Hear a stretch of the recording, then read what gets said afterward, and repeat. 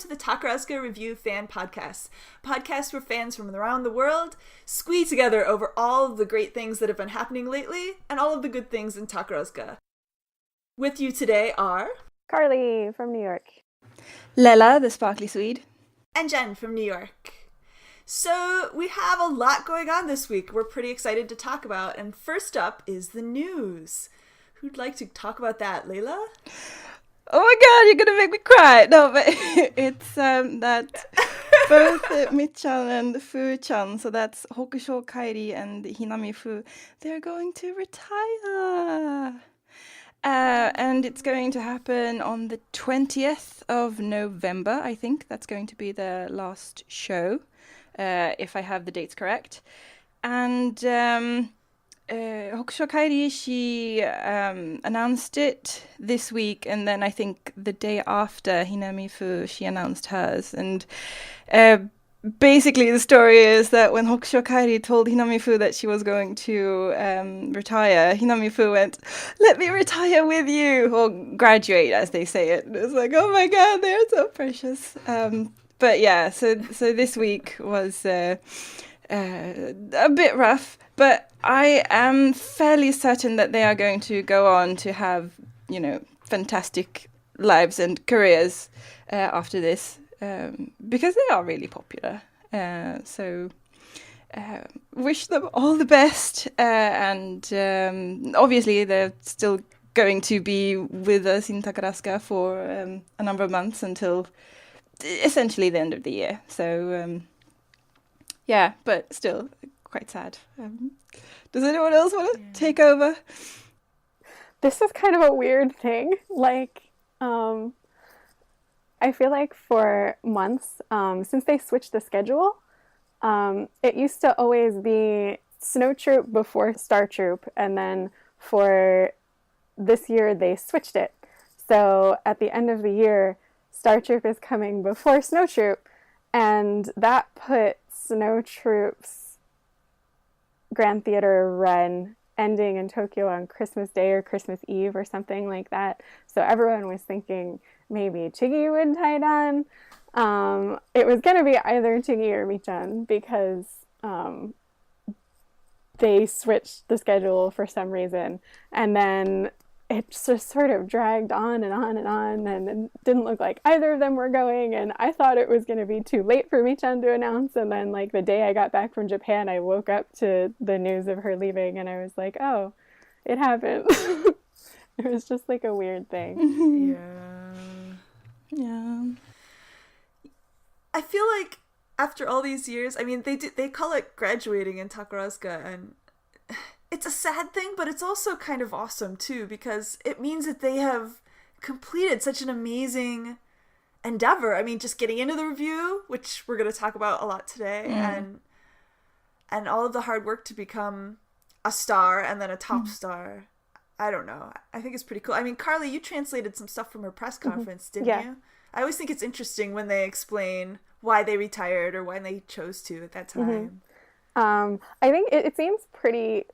I don't know how common it is. I say common because it also happened recently. So Kazuho said the same thing in her press conference when she announced her retirement, that pretty much as soon as she found out she was going to become top star, she decided she was going to be around for 3 Grand Theater shows, and that's it. I guess a lot of top stars sort of enter their run not really knowing when they're going to retire and kind of feel it out. But So Kazuho said that, and now Hokusho Kairi said the same thing, and they're kind of similar in that they both became top very, very late, and they were taken from somewhere else and made top of a different troupe, and maybe at one point in their careers were not so certain that they were going to be top stars. So I thought that was interesting. I never know if that's something that they really decide on their own, because they've just been around for so long. I mean, Michan took her top position in her 18th year. That is a long time. That's that's a lifetime, it feels like, to be doing the same thing. So I understand the sentiment of, okay, I'm going to do this and it's going to be great and it's going to help my career going forward and then it's going to be over. And I also wonder if because they've been around for so long, if there's not pressure from the company. Also, there's so many factors. Yeah. When I hear people talk about pressure, I always think of that. There was one game show where Makoto Tsubasa and Shibuki Jun were talking together, and Makoto Tsubasa was trying to explain to the non-Takarazuka people how there's pressure from little voices from behind telling them it's time, and Shibuki Jun just started laughing and was like, was that my voice? Because she became top star after Makoto Tsubasa. So I always hear these little voices saying, it's time to retire. But I mean, if you think about it, most of the members of the Revue are very, very young because they retire so young. And I think that's why they can keep up the punishing pace they have. Like, no other theater group has a schedule like Takarazuka does. It's insane if you think about it. Like 2 shows a day or like half a day of rehearsals and then a show. I don't know. It is insane. Oh, yeah, definitely. On the plus side, it's looking really good for Benny right now, I'm thinking. Yeah, anything could always happen, but I don't really see an alternative at this moment. I was trying to figure out what I wanted to do for this month's poll on the Taka Wiki, and I put that up. I'm curious to see what everybody else thinks, but I mean, they have been mostly following straight up through the troops lately, so it'll be interesting to see. I hope she gets it. It would be great. It would be fun for her, I think. She'd enjoy it. Yay! Yeah. There's kind of an interesting, like, weird gap coming up in the company in general. Like, Benny seems like a no-brainer, and Diamond seems like a no-brainer. But after that, there's a lot of these, like, will they or won't they? And then the 95ths. Yeah. So I'm really curious to see how the next few years play out. And I guess, okay, I take it back. So I guess, like, 3 troops have a no-brainer, because Makaze also seems kind of like a no-brainer. So, it's going to be fabulous anyway. But yeah, it's going to be interesting. There are still a handful of kind of like, where are they going people that I think could either pull it out or disappear. And I'm really curious to see whether or not they pull it out. Yeah, I wouldn't mind to see a couple people stay longer too. I mean, I think it helps them mature a lot as performers if they stay longer. So yeah, I agree. We'll see. All right, any last thoughts about that? I love Fu-chan. I just wanted to say that. I'm gonna miss her because she's one of these people that, like, on the most routine, oh god, I don't want to wake up and go to work morning, is waking up and seeing her, oh god, the world is just such a beautiful place, smile on Twitter or something, just kind of makes my whole day. She's just one of these really, really happy, bright, wonderful people, and I'm going to miss her face. I hope she does some things after graduating from Takarazuka. I mean, it's funny because one of my friends was kind of like fan / I don't want to say newer, but kind of knows her, and she was not expecting to be top star at all. I think it kind of took her by surprise. So I haven't seen any of her performances since she became top star. I'm looking forward to it when I do, but every time I hear people talking about how cute she is and all that, I think about, she was not expecting it at all. Yeah. So I think she took it pretty well. She's done great things. She has. Our girls, they're so awesome. All right. Well, from sad to happy, what are some things making you happy lately, everyone? Carly, I'll throw it at you first this time. Okay. I came home from Japan last Sunday, which never makes me happy personally, but I came home to an enormous pile of Chicago tickets. Several people also ordered through me when the group sale was going on. And I opened them and there were so many, and holding a piece of paper in my hand that said both Lincoln Center and the word Takarazuka on it was just so exhilarating. Like, that was it's something that I never dreamed could ever happen again. And here they are in my hands, and there's only 80 days left. I have a countdown on my computer, and I check it every morning, and that's what gets me through the day. Yeah. I I'm a teacher and like the end of the school year is coming up and everything is totally insane. So definitely one of the things getting me through the day is, yeah, happy things to look forward to in the summer. Oh, yeah. You have a lot of happy things to look forward to in the summer. Well, yeah, talking about Sotsugyo again. Oh, yeah. Because Masaki's retiring. So I'm looking forward to it, but yeah. That's true. All right. So my happy thing this week or this podcast was actually a fan review-ish. It was a little comment that I saw on Tumblr. It was actually Shining Savannah, who's been to see Me and My Girl, Hanagumi, which is currently on.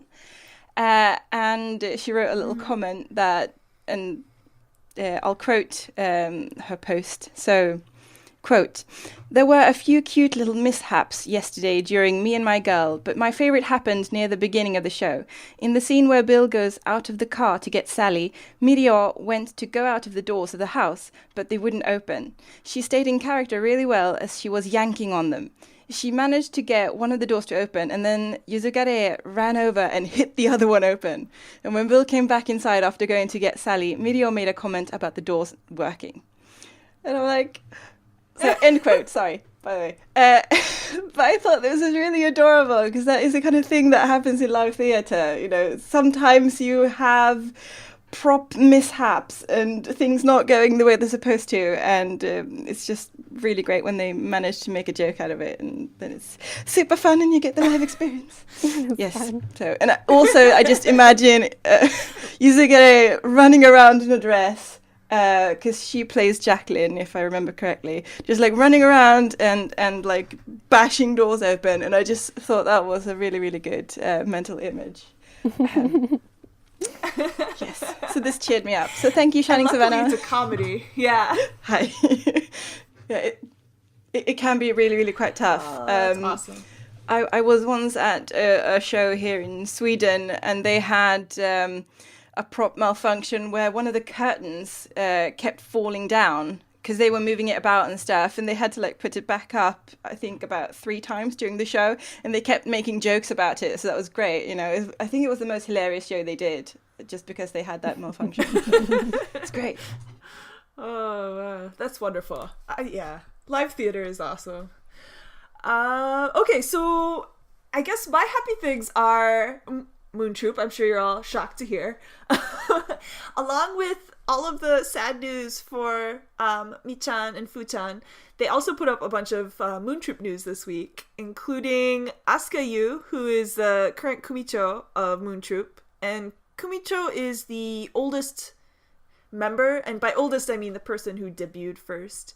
So that's usually a pretty important position in the troupe because they kind of look after everyone else, and they're in control of some management kinds of things, I believe, like personnel-wise. So anyway, Asuka Yu moved over to Moon Troop when Masaki became top star, and now when Masaki retires, she's going to be moving to Senka, which means everybody's moving up. So that means that Toka Yurino is actually going to be Kumicho, which is just like blows my mind. She is a completely awesome actress. If you are not familiar with Moon Troop, she usually gets either kind of not star roles, but she gets the bigger roles. She's kind of one of those actresses I say that's kind of off the side of the ladder. So she gets really big roles, but they're not like Star Trek roles. And then Masaki's classmate, Ayazuki Seri, who I thought might retire with her because they're pretty tight, but she's staying and she's going to be Fuku Kumicho, which is like Vice Kumicho, basically. So, yeah, I'm super excited because... and feeling really old right now. I know, right? These are the top 2 man. senior members. Anyway, that made me super happy. And then I've got one more thing, which is not Moon Troop related, but you know me, I love fan art, and there is a artist who posts on Tumblr who usually posts some really awesome fan art of different shows, and she posted a picture from Gubijin, You the Beauty, and it's Daimon, who played a female role in that show, and it's a beautiful picture. I saw that, it is beautiful. I recommend everybody check it out. We're gonna link to it. Let me see if I can pronounce her handle right. It's Raichi Raraichi is her handle, but it's a beautiful picture of Daimon. So made me happy. Woot. Oh man, I can't believe we have new Millennium babies that are Fukukumicho. It's crazy. Yes. Isn't that insane? And I mean, Toka Yorino is 2000, so she's kind of new Millennium too. Like, wow. Isn't that crazy? Isn't that crazy? Oh my god. Yeah, she's Maggie's classmate, so so weird. I know. I'm thinking about it. I'm thinking about how the next generation of top stars are going to be so much younger than me, which is a little awkward. But my goal is to be one of those purple-haired old ladies that do irimachi damachi, so I'm ready. Man. Goals, Oh, that would be great. sure. Would you make lunches for stars every morning as well? Oh yeah, onigiri. Absolutely. Every day. If you're a purple-haired old lady, they have to take it, right? You'll be fan grandma. Yeah. It's going to be great. Yes. I'm so excited. And everybody will be like helping me stand up and crouch down. And it'll be great.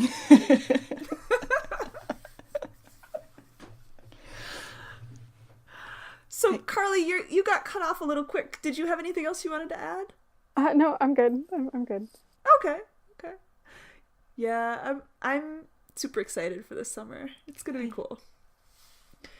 All right, let's see. So our plans for today, everyone, are we're gonna be talking about some Takarazuka documentaries, and I'm using the word documentary a little loosely because one of them is actually more of a reality show, but I have a bunch of them that I've been collecting and haven't watched in years and years and years, so I bullied everyone else in the group until I got a couple to agree with me to do a documentary episode. Thank you, Carly and Layla. I love documentaries. I wish I had more time to watch them. Me too. Ditto. So the two that we picked to talk about this time, one of them is actually available intermittently on YouTube, so we'll post some links and some ways to find it so everyone else can watch along if you'd like to. And that's the reality one. It's an episode of Gakkouへ行こう, which was a show that ran in the mid-2000s. I think it was like 2003 or 4-ish until 2008-ish, the show ran. Hosted by the Johnny's band V6, which we'll talk a little bit more about in a minute. And the show focused on different students trying to get into different kinds of schools, because in Japan you have to take entrance exams to get into most universities or colleges or trade schools. So this particular episode was about some girls trying to get into Takarazuka, and it's very interesting. And then the other one we're hoping to talk about today, if we have time, is called Dream Girls, and it's actually in English, and it's copyrighted BBC, so I think the group that was doing it might have aired on BBC at one point. I'm not sure. I actually got my copy through the library loan system when man, it must have been years ago, when I was still at university. So hopefully we can talk about how to find that one as well. It's not online, but if you do go on an interlibrary loan, you might be able to find it. Or if you know anybody who's going to university who might be able to go on interlibrary loan for you and find it. So that one was actually recorded in 1993, so it's a little bit older, and aired in 1995. And it's interesting to see what an English language program thought was important on a documentary. So yeah, that's the plan. I guess if we want to start with Gakkouへ行こう, Hi. Layla, did you want to talk about V6 a little bit? Yes, let's do that. Woo! So Yay! I used to be a Johnny's fan a couple of years ago. And then before I even went to Japan, I stopped being a Johnny's fan. So that was a bit interesting, that I'd already gotten over my fan phase. So like mostly I was into Cartoon and News and Arashi, but you kind of do see stuff from V6 around. So with my very limited knowledge, they are a Johnny's group. There are 6 members. Not going to name them all, but they've been divided into 2 groups. So the older half is called 20th Century, and it's 3 members, and then the younger half is called Coming Century. And they release songs. they release songs as both V6 and then as their separate groups. So my favorite song of V6's is actually one that's from the older group, so 20th century, and they did a song that's called Ore Janakya Kimi Janakya. And like the music video starts with one of the members like hatching out of a massive egg, and it just gets better from there. So I mean that's a recommendation essentially. And another really really famous song that you might have heard from V6 is Honey Beat. It's really famous. I think they might have used it for some drama or something. I'm not sure. But V6 debuted in 95, I believe. So they've been around for a while. And this episode of their TV show, was it recorded in 2006? Yes. Yes, I believe so. Because the girls who did make it were in the 2008 graduating class. So they'd been active for about 10 years at that point, and I'm wagering they were really really popular. And they are ikemen, they are handsome dudes. And so the two guys, Okada Junichi and Sakamoto Masayuki, I believe that they are kind of the two most popular dudes from V6. So one from 20th century and one from coming century, essentially. And they together followed the Takarazuka hopefuls through their journey towards the exam and beyond, essentially. Hi. Yeah. Can I take us one step back? Because I think most people who like Japanese culture would know this, but just in case we have any listeners who don't, what is Johnny's? Okay, so Johnny's Entertainment is a talent agency, and they are a bit like Takarazuka in that they get young talents to apply to join them, and then they train them to become pop stars and actors. And normally they would... Johnny's have Johnny's Junior, so that's before they are debuted, but they can still be on telly and stuff. And then they have debuted groups such as Tokyo, SMAP, V6, Arashi, Cartoon News, Kanjani 8. There are just tons and tons of groups that are Johnny's or bound to Johnny's Entertainment, and there are specific rules that you have to abide by if you want to be in these groups. So it can be quite difficult, but they seem to have a lot of fun as well. Yes, and there's a whole fandom around it as well. Yeah. There was a really interesting TV show where they compared, I can't remember which Johnny's group it was. Was it? Oh man, I can't remember. Where they actually had like interview questions of some Takarazuka and some Johnny's members, and they were trying to figure out like what was similar between the two companies and their different rules and traditions and what was different, and it was pretty funny. I think it's Arashi. Do you know the one I'm talking about? Was it Arashi? That wouldn't surprise me. I think it was Arashi with Soragumi. When Oki Kaname was the top. Yes. Yeah. It was a good episode. But yeah, so most... I might be wrong here, but most Johnny's groups are basically kind of boy bands. I mean, they're young and they're pop bands. They're boy bands. Is that a correct statement to make? Yeah. But the thing is, they start out as boy bands and they stay boy bands into their like late 30s, early 40s. I mean, SMAP is still going. Yeah, SMAP. Yeah, SMAP is still going. So SMAP has been around. I once read a comment. I once read a comment from someone that Kimura Takuya is still going to be the most handsome man in Japan when he's dead. It's like that's how popular they are. It's just, yep. Yeah, I have a friend who's like in the Arashi fan club, and she has been for years, and you know, you have to get yourself into a raffle to get tickets to these like Superdome kind of concerts. It's just like impossible to see them. It's crazy. It really is. I went and saw Tokyo. Oh, it must have been 10 years ago. And honestly, I don't remember anything. I went with one of my friends to the concert.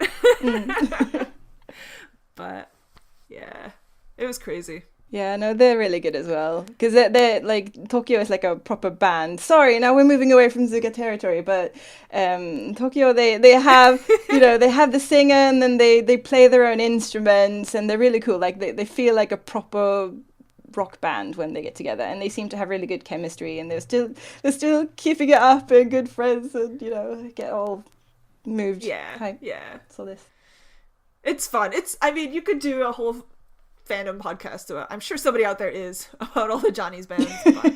All right, back on track. Hi.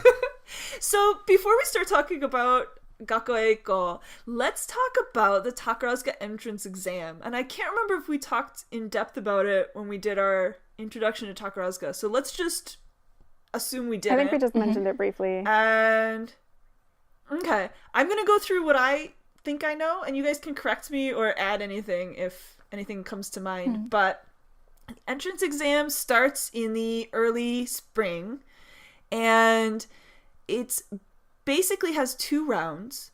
And for the first round of exams, you can either choose to take it at a location in Takarazuka City or a location in Tokyo. And the first round is kind of, they winnow out most of the applicants. So they usually have between 1,000 and like 1,300 applicants every year. And they all go to the first round. And they are tested on 3 main things, which is dance, usually ballet, singing, and it's usually a very traditional kind of almost operatic, not operatic, what do I want to say, just like a traditional kind of singing. And then there's like an interview portion where they have to stand in front of the interviewees and give their name and things they like, and you actually see part of that interview in this show. And then after that, they get mailed the results of whether they passed to the second round or didn't. And then the second round is only in Takarazuka City, so everybody who passed the first round has to go there. And then it's a similar process, I believe, the same 3 things. And then it gets winnowed down, and only usually about 40 to 50 students get accepted per year, which is like 4% of the applicants, which is just mind-blowing. Okay, what did I forget? And the announcement for the people who are actually accepted is this big production where they have everybody wait outside the board, and the current TMS students flip it open, and you just have to stand there and look for your number. And the girls who made it are all celebrating and crying, and the girls who didn't make it are just crying, and they're all in the same place, and it's this whole big scene. It's wonderful, but it's sad at the same time. If you can imagine, like, putting all your energy into that, and then... Okay, I just remembered. Applicants, you can apply between, I believe, if you are a middle school student or a high school student only. I can't remember if it's just 3rd-year middle school students, or is it all 3 years? I think there are 4 years of eligibility altogether. Yes, so it must be your last year of middle school and then your 3 years of high school. Yeah, that makes sense to me. So, and some girls go back again and again and again. And this particular show, the girls that they focus on are all 3rd-year high school students. So this is their last chance to actually make it into the review, which ups the pressure quite a bit. They put a lot of emphasis on the fact that it's their last chance. Yeah, it's very dramatic. Last chance! All right, so before we go into details, overall impression, did you like this show? How about you, Layla? I really liked it because I felt like I got to understand the CNs a lot more. You know, just the pressure, everything they've had to do to be in Takarazuka, and, you know, just their motivation. It must be extraordinary, you know, because, you know, once you've gotten in, and then you've worked so hard, and then you continue working so hard. So I think that when fans tell them how much they appreciate them, that makes that work worthwhile for them. So it gave me a new appreciation for, how much you should actually tell them how much you appreciate them as a fan. Definitely. What about you, Carly? I liked it too. I think it was very fair and balanced. They definitely showed some very real moments of how difficult it is, how hard it is emotionally on the applicants. But it's also, I guess because it's a comedy show, pretty much, there was that balance of the hosts being kind of silly, and these are the ones they focus on are all high school students, but these are high school girls, and I think they, even though they're aiming to enter Takarazuka, they portrayed them as very real high school girls. So I thought that was good. Yeah, I did like it because I liked the comedy portions of it, but at the same time, like, I finished watching the show and I was like, I am never, ever, ever allowing any child of mine to ever apply to Takarazuka. Why not? But I don't know. Oh, it's just it crushes your soul. Like, you watch these girls, but I also wonder how much of that might have been because of the juku that they're in. And I know, again, I'm going off course here, but this school it's KIE, and it's basically run by Kojima Kie, who was a former Takarajin who debuted in 1981 with a lot of really famous Takarajin like Maya Miki and Kuroki Hitomi, Suzukaze Maya. Like, that was a crazy class for top stars. And but this particular teacher was in the Revue for like 5 years, and then she retired and started this school. And it's a dance school / prep school. So she offers classes for like older women, the mama classes, and she offers kids classes. But then, like, I'm sure a huge portion are actually girls hoping to become Takarajin. And if you think about it, she actually has a really good record for getting girls in. Like, they usually get 3, 4, 5, 6 girls in every year. I was thinking about that. If you think about only, that's crazy. Yeah. Like, I was looking up the list. She lists on her page like everybody who's gotten in, and it's like not any top otokoyaku stars, but like a lot of musumeyaku top stars like Ran no Hana, Ayano Kanami, Tsukikage Hitomi, Shirahane Yuri, Tomono Asuka. Like, it's kind of crazy. And so, yeah, I mean, these girls who really want to get into Takarazuka obviously go to the school and they expect to be put through the ringer.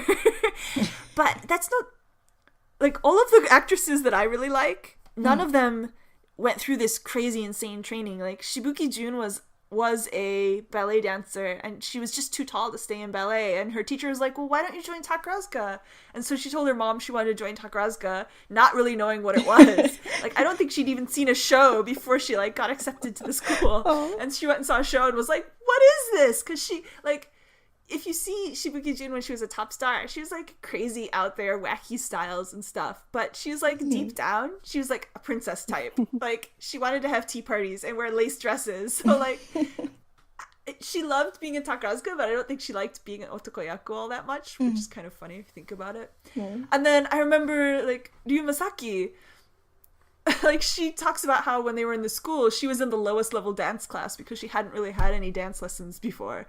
So, I mean, girls get in without really knowing any of this stuff. It's interesting. And it makes you wonder exactly what the interviewees are looking for in the actresses. Yeah. The interview sample that they showed was really surprising to me. That thing that they read off the board and just kind of shout out their name and their height and their favorite things in this very set voice is what it seemed like. So that made me extremely curious because of these girls who, many of whom go on to become top stars, who enter the Revue without any formal ballet training. I always thought, okay, they must have something else going for them, obviously. But this reality show made me really curious as to how the people judging the interview process figure that out based on this weird interview that seems to be the same exact format for every single person.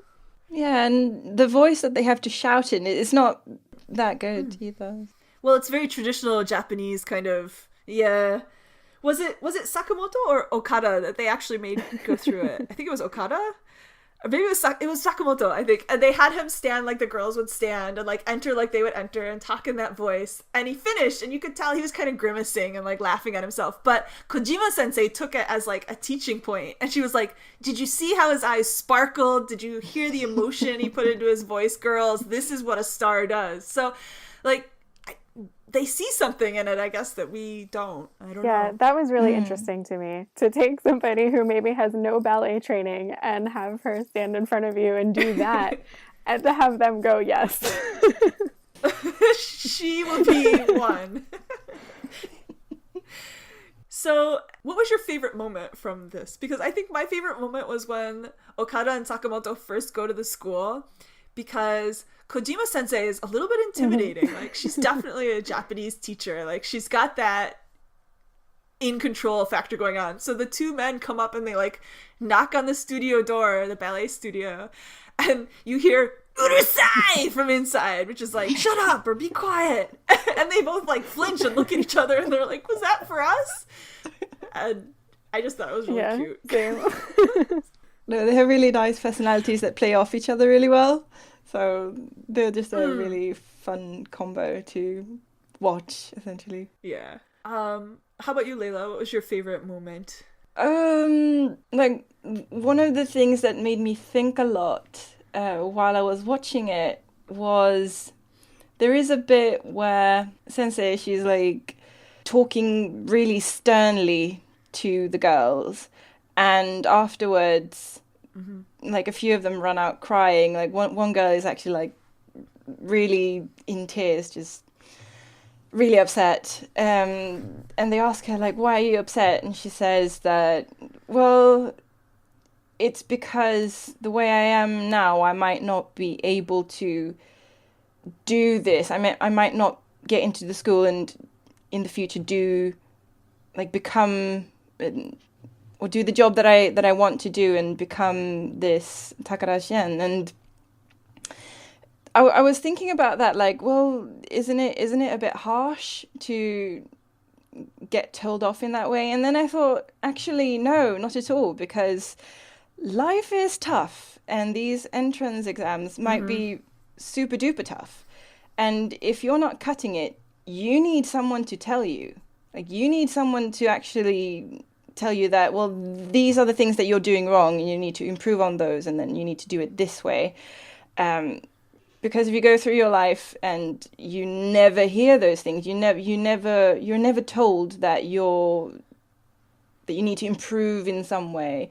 If you're always told that, everything you're doing is just fine, then you're never going to be good enough, because you've never been told how to become better. So while I understand that it's really upsetting and it might be really tsurai, like really harsh and tough and everything, I believe that it's actually done out of love for these young girls, because they want them to be able to succeed. So even though it might seem really, really tough and really harsh, I believe that it's a kind of kindness. So, yeah. Yes. I have to agree, and I think by the time you get to the end of the show, you really get a feel for how much the teacher does care. And I mean, she like writes them individual letters to like tell them, I mean, we don't actually get to see the letters, but obviously, you know, telling them their strong points and giving them encouragement. And yeah, the first person they run to is her when they find the news. It's just very sweet. Yeah. And the students who eventually didn't make it as well, like, she hugged them for a really, really, really long time as well. And told them that, you know, you've done so well, you worked so hard and everything. So it's kind of like she's supporting them emotionally, even though her job is kind of done because, you know, the exams are over and they're not going to try to enter Takarazuka again, obviously. But she's still there for them. So you can really, really tell that she cares for these girls. So. Yes, absolutely. How about you, Carly? What was your favorite part? I don't know if it's my favorite, but the one that's sticking out in my head right now is the little clip of Sumi, the girl they kind of focused on slightly the most, practicing at home with her mom. She's really adorable. She and please correct me if I misunderstood something. I watched this kind of late at night.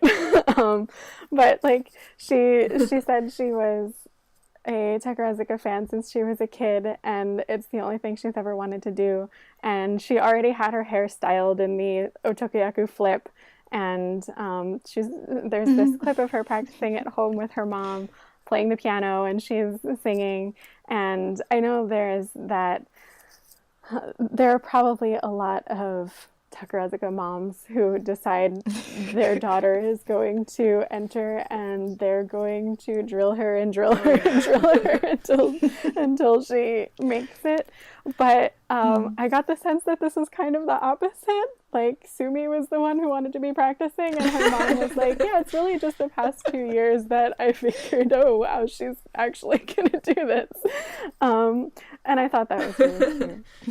Yeah. Sumi, we haven't really talked about the girls themselves, and I guess there's spoilers from this point on for those of you who don't want to be spoiled, but I mean, she talks about how, did I hear that right? It's been a while since I watched it too. She talks about how she goes first thing in the morning and she stays at the school, the Kojima Sensei's school, like all day long until late at night, just like practicing and rehearsing. So I imagine either they were filming over break or she was taking a break from school to go and do this, like probably intensely from like February through March. Yeah, she specifically said first train and last train.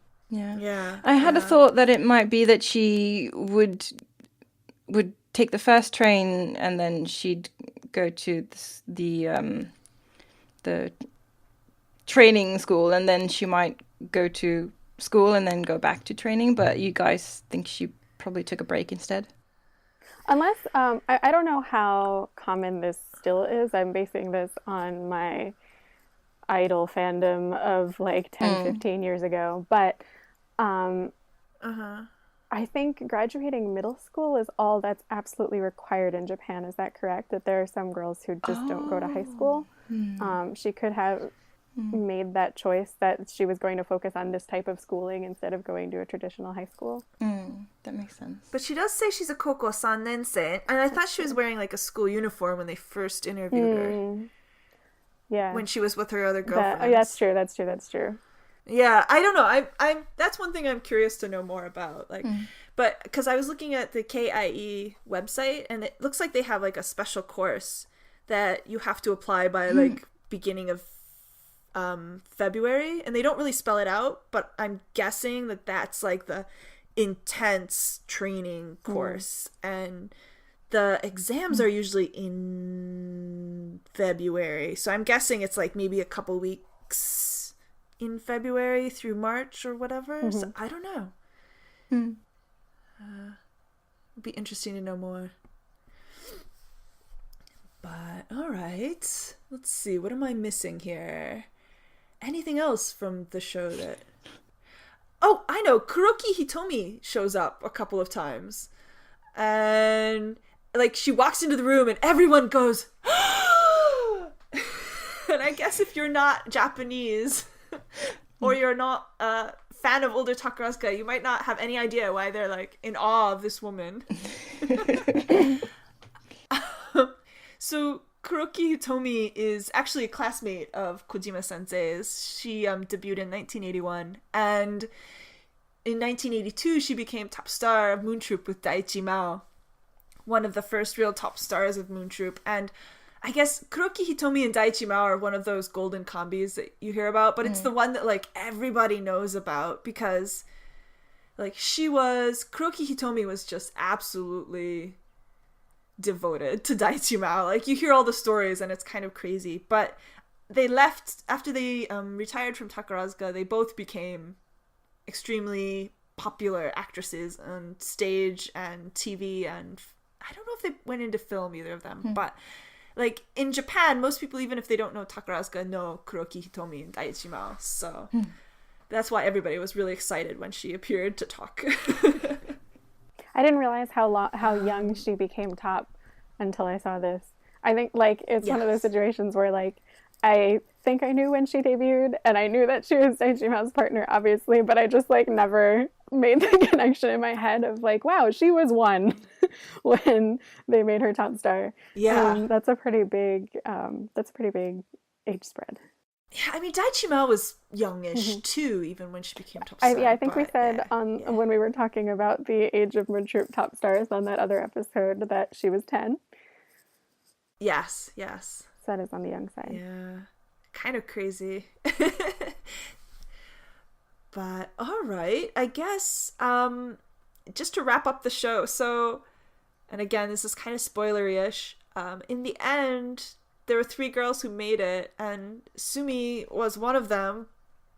But I remember when this show came out, and we were all excited, and we watched it, and we waited like, because it came out in like 2006, and so we were all really excited to see, you know, what they would be like when they graduated. And then in the Hatsubutai, when they announced all the names of the actresses, like the 3 of the girls who'd entered were no longer with the group. I think 2 retired before graduating, and then Sumi graduated, but she never had a Hatsubutai, and everyone was like, what happened? It was very, very weird. Yeah, I wonder what she decided to do. The other 2 from the show who made it in did Hatsubutai, right? Yes, and one of them is in Soragumi now, I believe. Is it Mitsuki Haruka? Yes. And the other one is Sakurane Rei Musumeyaku. And yeah, so I mean, the show itself wasn't, like, they didn't have anything to do with the review. Like, they didn't have any access behind the test-taking process or anything like that. So I assume that they didn't really contact the Takarazuka Music School to get permission, or they didn't have to for this. And I know sometimes the school can be really harsh about the girls, like, doing extra publicity and things like that. At least that's what I've heard. I really don't know if that had anything to do with it. Like, Sumi herself, like, I was Googling last night just to see if there's anything new, and I found, like, if you go to Wikipedia, they link to, like, a PDF file where there's, like, a little statement, and she's, like, an image girl for, well, she said she's an actress, but she's, like, an image girl, basically, for, like, boat tours and things like that.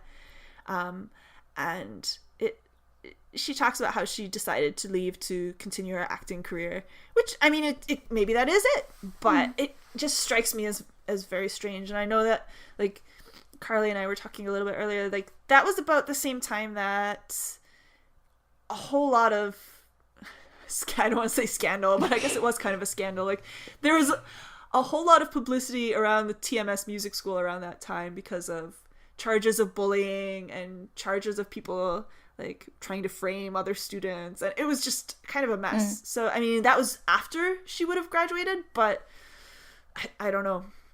There's probably an atmosphere of something in the school at that point. Yeah, I don't. Now that you bring that up, I wouldn't find it shocking if the other girls who made it into TMS in that same class were not entirely pleased with the publicity that she got beforehand, because it's so tough. I'm sure they all want to be on a level playing field, and I mean, not to make assumptions, but I wouldn't be shocked if that caused an incident.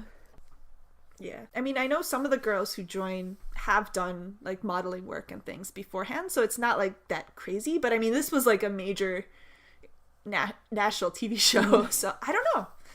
It's all speculation, really, but who knows? Yeah, because I mean, since it was V6 that were presenting it, that might have been a pull factor for people to watch the show as well. Right. Yeah, it wasn't like really a Takarazuka focused show. But you know, we're hoping that everything is just sparkles and rainbows and butterflies, and that nobody ever gets bullied, and that no bad things happen ever. Obviously, that's not going to be the case, but you know, we most people are good people, and and we all make mistakes, and as far as things go, I think that from what I've seen, all the people in Takarazuka seem to be really nice people, and sorry. Yes, Hi. agreed. I think, it's easy to try and find scandal where there might not be any, so I hope people don't walk away from that with that's the only thing they've thought about, but yeah.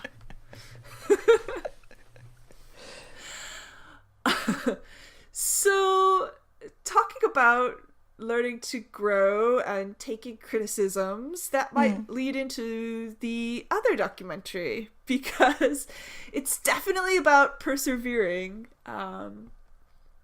So the second documentary, if everybody has enough time to keep going. I talked a lot of time. Yeah. Okay.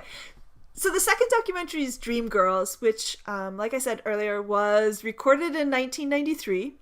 And I think it was actually shown in 1995-ish or thereabouts. But they definitely had access from the Takarazuka Revue, because not only do they have clips that they probably recorded themselves from a bunch of shows from 1993, but they also do a lot of interviews with then top stars or then Nibante, and they talk to a lot of fans.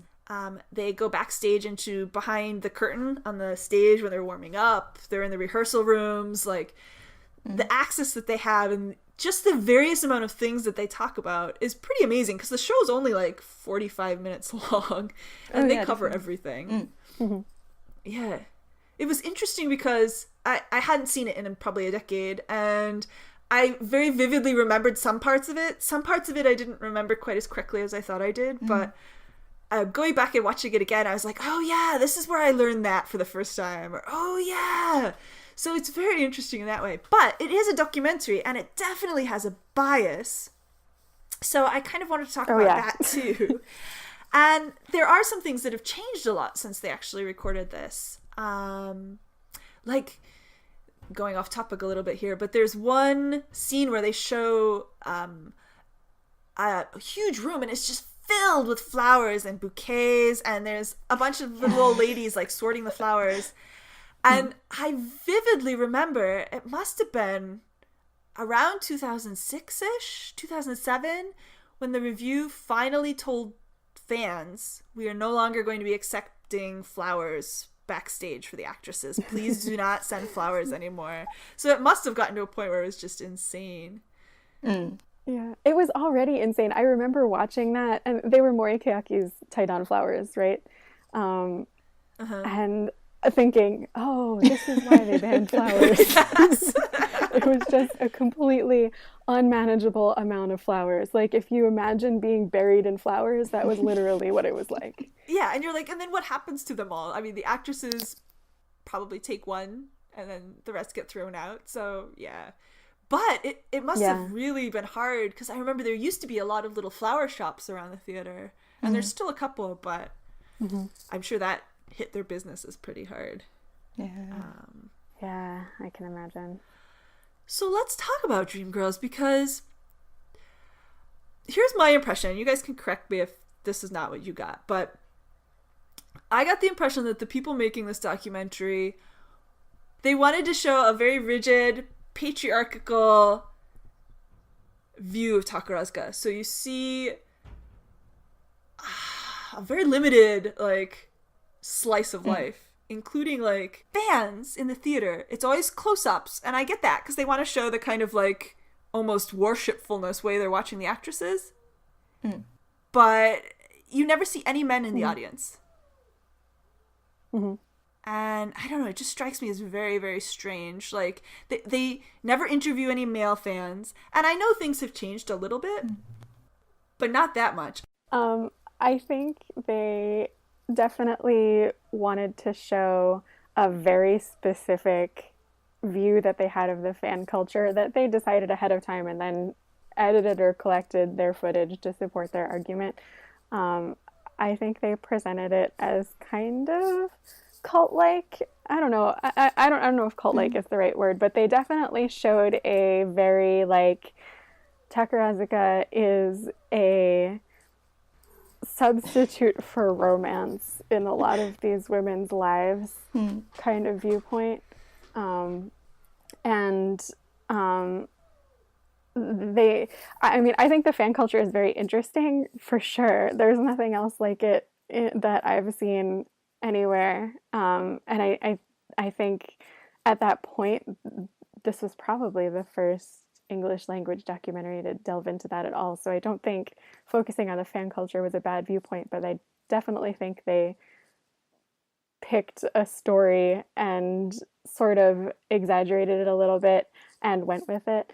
I don't remember specifics, but I remember watching it, and there are a couple of instances where the translation is embellished, I want to say. Yes. I'm listening to the Japanese, and I don't remember if it's subtitled or dubbed over, but the English is definitely embellished to increase the fervor of the fan being interviewed and her actual sentiments. I mean, not to say that she's not actually feeling that. She was certainly not saying it literally. So yeah, I think that there was definitely a bias. Yeah, I mean, and there's one actress in particular, her nickname is Ikou, and they actually go and interview her family, and her father's talking, and her father's a little drunk. You could tell he'd been celebrating because she just graduated. But he's talking about how he sent his daughter to the school because she was the youngest of 4 girls and she was a little bit spoiled, and he wanted them to like beat some sense into her, basically, is what he's saying. And he's just like, and I knew she would become a better wife for it. And and the daughter's just kind of sitting there nodding, and then he turns to his wife and he's like, in most traditional Japanese households, not that my wife does this, the wife waits at the door with the man's coat to put it on when he goes to work. And Akko's like, oh yeah, and as an otokoyaku who wears a coat, I could definitely help my husband put one on better. And you're just sitting here thinking, oh my god. And I'm sure there's families that feel that way, but Right, yeah. I don't doubt that there are dads of girls who enter Takarazuka who feel that way, but I feel like it's such a minority, and they definitely went out of their way to find that dad. Yes, and be like, see, this is what it's like for everybody. It was very strange. And there was that woman as well that they interviewed who had been a CN, and she said that being in Takarazuka, because it's such a you learn the hard way, so you learn not to you learn how to bite back and not argue, and that was really good in your personal life because it means that you don't object to what your husband says or what your mother-in-law says. You learn not but that's terrible. It's your family, you should be able to tell them that they're being unreasonable. It's yeah, well, that is a very cultural thing. Also, I was gonna say, I know that that was a heavy that was an actual influencer, I think, in girls probably not choosing to enter Takarazuka, but being sent by their parents to enter Takarazuka back in the day. I don't know how much of that was actually still around in the 90s, probably more than today, but I would have thought it kind of tapered off by then. That's why this show, I felt like, was really interesting, because they had that background access, so you actually see the girls going through their 2 years at the school, and they talk about how they do the school cleaning. And people who are fans probably know that the girls get assigned an area of the school that they clean every morning. So they go in a little earlier and they clean. but actually seeing them doing the cleaning is insane because like I taught at Japanese schools as like an ALT, and you see the kids cleaning, and cleaning is like they take a cloth and they run it over the floor, you know, like they're like teenagers everywhere, they're not really cleaning, and then the teachers have to go back over it and clean it. But these girls are like, when they first start out, the girls who are the year above them are actually like watching them, and they have to like, the way they walk, they have to like walk around the outside of the room, they have to like bow and say excuse me for walking in front of you, they're like cleaning the windows with like Q-tips and toothbrushes, they're like cleaning the gold gilding on the piano. It's insane what they're doing. They're picking up a lint with like duct tape from the whole floor. And you watch this and you think, okay, I can see how this culture might shift into bullying instead of like, I mean, it's obviously set up as a kind of mentoree. You know, the older class teaches the younger class, and the younger class learns discipline and things like that. I get that. But you can easily see how it might get kind of perverted into a power struggle, which is sad. Especially when you go through the pain of that as the younger student, and then you're finally the older student, and you're like, oh, it's my turn now. Yeah. I think one of the effects of that, though, is that they are constantly aware of everything that's going on around them. Like, they have to, because since they have to greet the older students, they always have to make sure that the person who's like walking into the room is, you know, is this one of the senpais or is it just one of my peers? You know, they always have to be aware of everything that's going on around them. So I think in a sense that could help them be aware of things in a way, potentially. Like they learn to be constantly aware, but I'm not sure. I just thought of a funny story that someone told me recently. I wish I remembered who the person in question was, but I don't remember. But it was somebody who told a story that during her time in TMS, she was like so wound up about doing everything correctly that like she was walking around Takarazuka City and like saw blonde out of the corner of her eye and just immediately went into her greeting, and it turned out to be a golden retriever. Oh no! I thought that was hilarious, but also like a really great indicator of how crazy this school makes me. Yeah. My friend who used to live in Takarazuka City and was a huge fan, so she was by the theater all the time, she had dark brown hair with like, but she'd like colored it and it was short, like otokoyaku-ish haircut. And one day like a whole bunch of TMS students, like they saw her and they weren't sure, so they all bowed and were like, good morning, like she was a Takara Jane, because they weren't quite sure. I thought that was the cutest thing ever. Better safe than sorry. Yeah, exactly. I'm sure that's what they were thinking too. Yeah, it's pretty cool. I mean, I have to admit, I enjoy that they've kept these traditions alive. I think it's really pretty awesome. When you see the school director, president, I don't know what his official title was, talking, it was one of the older men who's not in charge of the school anymore, but you could tell he was very much a stickler for tradition. And it's interesting to see that being kept alive, definitely. I mean, I think that's some of the appeal of the school for some parents. Maybe not as much anymore. But I am curious if the cleaning is still so strict. Because from the stories I hear some of the new millennium girls talking about, I don't know. I'd be curious to know what's changed in the 20 years since they filmed this show. 23? Yeah. Jeez. Yeah. That's scary. But I guess some of the things are still true. Yeah, like, what do you think? I think that a lot of the discipline is still pretty accurate, because I think that is what makes them really successful, that they keep this discipline going. So I think that they would have kept that. And also the hierarchical system seems to be pretty firmly ingrained into the company as well. So I think those are two key points that they want to keep going. Yeah. What do you think, Carly? Yeah, I think as ridiculous as we find things like cleaning windows with a Q-tip.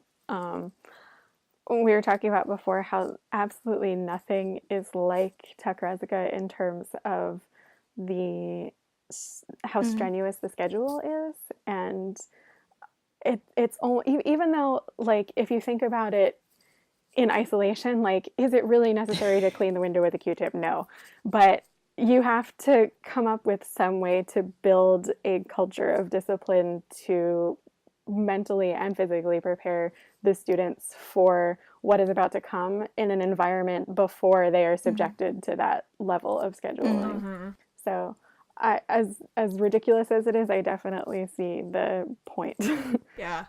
But there's also that thing where if you and your peers go through something that's really, really tough, really, really mentally draining, you get physically tired, those things tie you together because it means that you go through the same experience, you understand each other, and you become really great friends because you go to each other for support. So I think that helps the girls really keep together as well. And that, I mean, I believe that in Takarazuka, a lot of people are really good friends and they like and love each other a lot. And I think that's part of it as well, that they go through these tough times together. Yeah, I think it's kind of like a boot camp, definitely. Yeah. What doesn't kill you makes you stronger. So,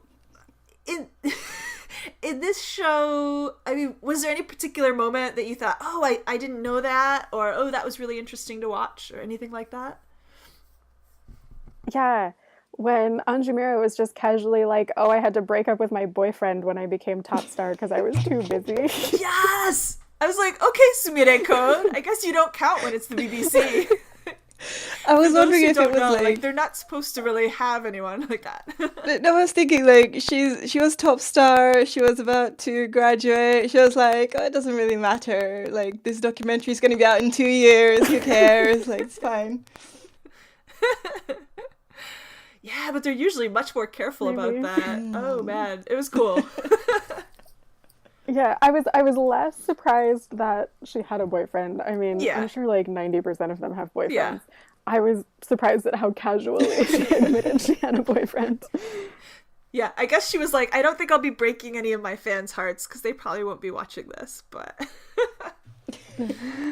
Oh. Yeah, how about you, Layla? About Dream Girls. I mean, the first time I watched it was a couple of months ago when I was going to my first Takarazuka fan meetup thing. I didn't know much about Zuka, and they started us off by watching Dream Girls, and I was like, oh, so this is what, you know, it let me understand a bit more about Zuka. But so this time when I watched it, I wasn't really surprised by anything, I guess. And so I think what struck me the first time was that culture of doing everything super neatly, perfectly. And I think that's what still kind of makes me think that I would never have managed to go into Zuka at any point in any universe or lifetime, because I am clumsy and I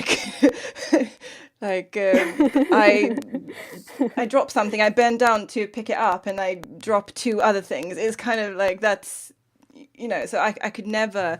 I'm more of a backstage kind of person. I make sure that things run smoothly, and then people who actually know what they're doing, they can be on stage. That's fine. So that's one of the things that I really, really admire about all of the Takarazukians, that they are able to do everything perfectly over and over and over again, because I could never manage that. So yeah, that's still one of the things that strikes me about Zuka and about these documentaries. Yeah. I'm kind of in the same boat as you, Layla. I think the first time I saw it, I was a fairly new fan, and it was all really interesting. Like, they talk about selling the violets and just the process of getting into the school and the training and all of that. But I think the thing that really surprised me the first time I saw it was when they brought in the military officers to train the girls in how to bow properly and how to march. And just the school principal explained it as them learning, like, what did he say? He said, our girls are famous for their excellent posture. And so this was training for their posture. And so these girls learned like the 10-degree bow, the 45-degree bow. They learned how to march in order. Like, it was kind of crazy watching them do this with the military men, like, kind of fixing them and making them do it correctly. It was interesting, though. Yeah, definitely. I think this time going through and watching it, I was playing like Spot the Jane. Like, you see Tani, Yamato Yuga, with her 2 pigtails, like, waiting to find out that she made it into the school. Like, she's, like, cute, but, like, very much 90s preteen, prepubescent girl at the same time. And you're kind of like, oh, Tani! Yeah. And Kyurian was one of the second-year students at that time. So she was, like, there, like, helping announce who made it into the school, and she was there, like, training them on how to clean. And I saw Ayabuki Mao. Who else did I see? Talking about picking on underclassmen, Matobu Sei, when they were doing the violet selling, they were, like, putting the violets in her hair, and you could tell she was, like, close to tears, and, like, the upperclassmen were just like, oh, you poor thing, and she, like, scurried away. Like, oh, it was really sad. Oh, but yeah. Anybody else anybody saw? I keep looking for Shijo Rui, and I never see her. That's where I picked her. Yeah, that's all I caught. Yeah, no, I'm really terrible with the I don't want to say older CNs, but they're older.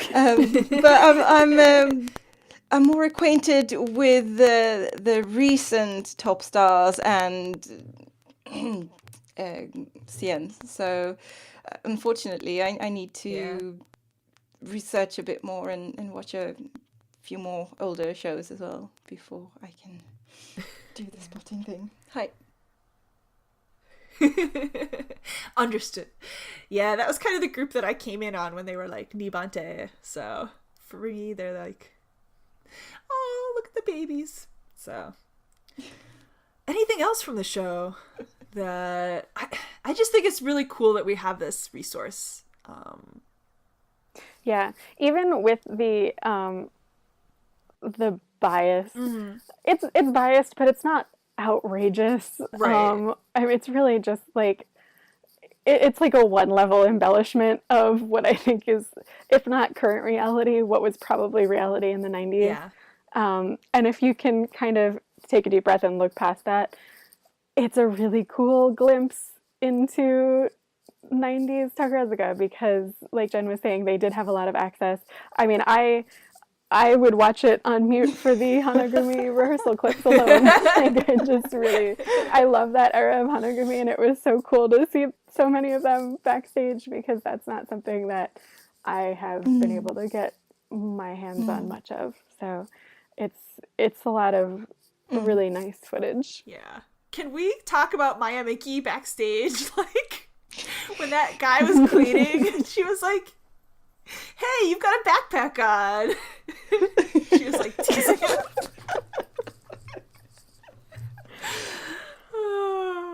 Good times. She's special. Yeah. I missed her little like crazy snaggletooth that she got rid of when she decided she was going to be a proper actress now. Yeah, it was sad. She had to be a... Oh. Anyway, so those were our 2 documentaries. Any last thoughts?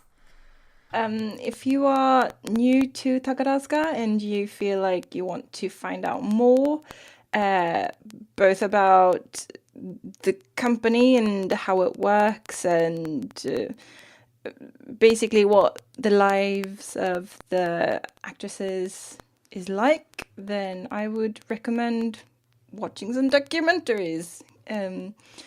It's, I mean, my Japanese isn't all there yet. And, I mean, Dreamgirls is in English, but the going to school episode is all in Japanese. I don't think it's been translated. But they do have subtitles in Japanese that they keep going over the screen. So it's actually quite easy to understand if you have studied Japanese for a wee while anyway. Yeah, so it's... I believe that it's a good way of understanding Zuka a bit more. Yeah, definitely. Yeah. I agree. Yeah, it's always, I don't know, I love documentaries. I think it's cool because you learn a lot of things that otherwise you wouldn't have known. And I mean, it's one thing to like hear it from somebody else or to maybe read it from another fan, but to actually hear the actresses or the students themselves talking, I think you can learn a lot. And it's more reliable, maybe. Yeah. Well, I guess that's it then. Listeners, do you have any questions about the documentaries? And would you be interested in hearing about any more documentaries from us? I guess we will put all our links up on our blog, which is kathian.net/Takarazuka podcast. Thank you for hanging with us. Layla had some technical difficulties. I had some technical difficulties. Somehow we persevered. Thank you, and good morning, good evening, good night. Bye. Bye. Many thanks to Michael B. and the Arcanum String Quartet for their wonderful arrangement of Sumire no Hana Sakugoro. And thank you, listeners, for enjoying our podcast.